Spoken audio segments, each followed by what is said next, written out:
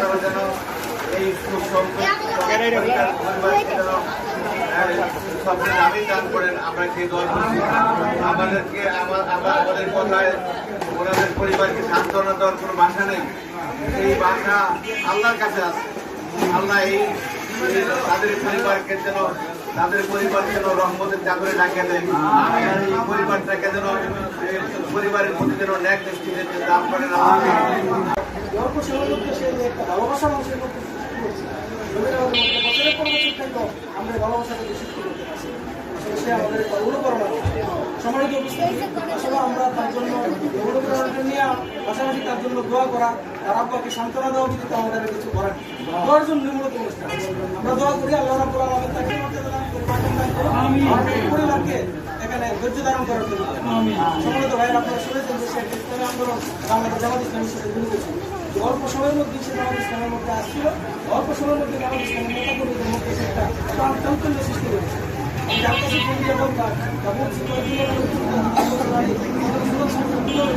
এই ছেলেদেরকে নিয়ে যেতেছে করতেছে, ছেলেদেরকে বলতেছে আপনাদের নামাজে যাই। এখানে শান্ত বন্ধু ভাই, ছোট ভাই, বড় ভাই, আত্মীয় স্বজনরা এখানে এসেছে।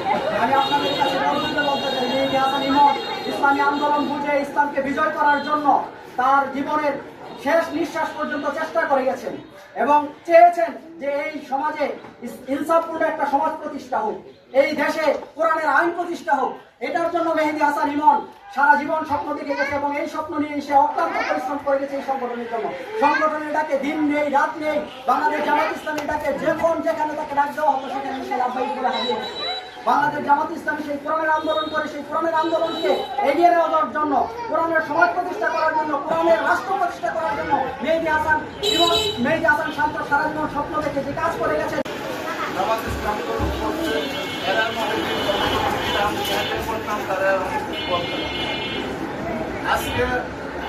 আজকে সে